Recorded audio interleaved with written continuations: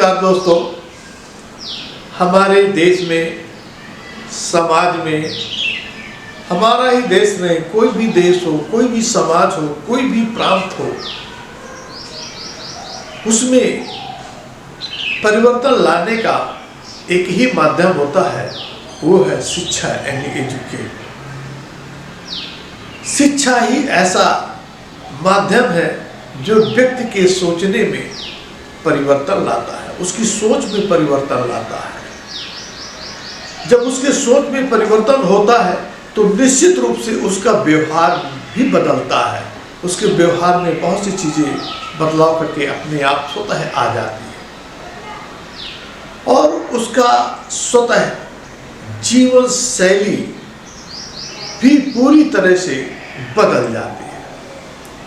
अब कल्पना करिए, शिक्षा जो व्यक्ति के सोचने में कितना परिवर्तन लाती है, उसके व्यवहार में कितना परिवर्तन लाती है, और जब उसकी पूरी जीवन शैली को पूरी तरह से बदल देती है, बदल पाने में वो सक्षम होती है, तो एक व्यक्ति को बदलना ही समाज को बदलना है।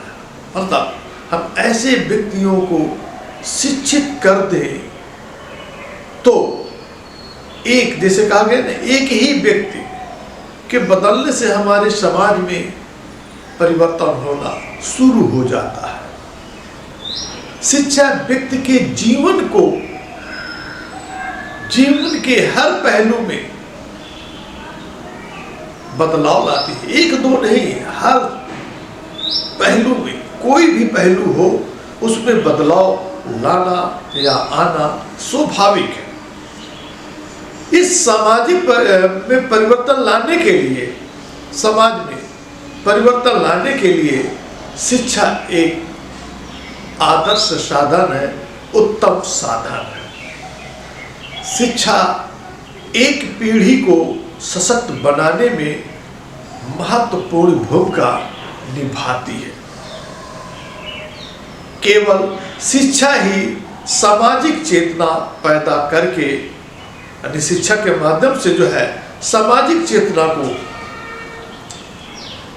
पैदा कर देना और उसको सामाजिक चेतना पैदा करके जो जाति में बने हुए हैं, पंथ में, धर्म में, धन में और बहुत से अन्य मतभेद हैं, उनसे परे, उनसे ऊपर उठ करके एक पीढ़ी को सशक्त बना देती है। जैसा कि अभी वर्तमान में हम अपने ही देश में ले लें तो सिर्फ और सिर्फ देखना मिल रहा है, सिर्फ जाति, धर्म, पंथ, दुनिया भर के, हिंदू धर्म है, मुस्लिम धर्म है, सनातन धर्म है और सिख है, जैन है, कितना यहीं पर अछूआछूत यानी जाति का जो है कितना बंधा हुआ है।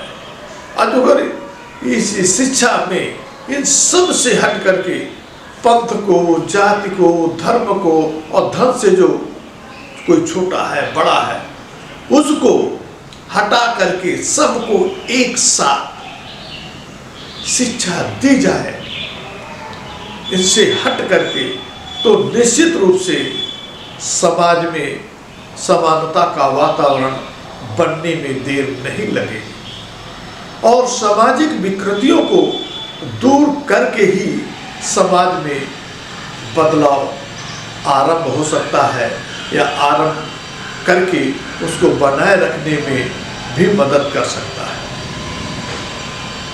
शिक्षा का मूल उद्देश्य विद्यार्थियों को चरित्रवान भी बनाना है। ये नहीं है कि शिक्षा केवल देती चली जाए, किसी भी रूप में देते चले जाए। शिक्षा ऐसे भी होनी चाहिए जो बच्चों को एक चरित्रवान बना सके। शिक्षा ही मनुष्य को संपूर्ण व्यक्तित्व का धनी बनाता है। इसलिए ज्ञान हासिल करके लोग समाज को सही मार्ग दिखाने में सहायक होते हैं या सहायक हो सकते हैं। और इसका एक जो प्रमुख कारण है, शिक्षा के हमारे 3 ही अंग हैं। अब वो 3 कौन कौन से अंग हैं? सबसे पहला तो शिक्षा, शिक्षक होना चाहिए। शिक्षक है तो फिर बालक होना चाहिए। बालक है तो पाठ्यक्रम, हमारे ऐसे पाठ्यक्रम हो जिससे बच्चों को पढ़ाने में सुगम हो और बच्चों को भी पढ़ने में, उसको ज्ञान उस क्षेत्र में हासिल करने में आसानी हो, ऐसा पाठ्यक्रम भी होना चाहिए। और इसकी शुरुआत प्रारंभिक से होनी चाहिए। जो बच्चा 5 साल का हो, 4 साल का हो, कम से कम 4 साल का तो हो ही, और 5 साल का है तो बहुत ही अच्छी बात है।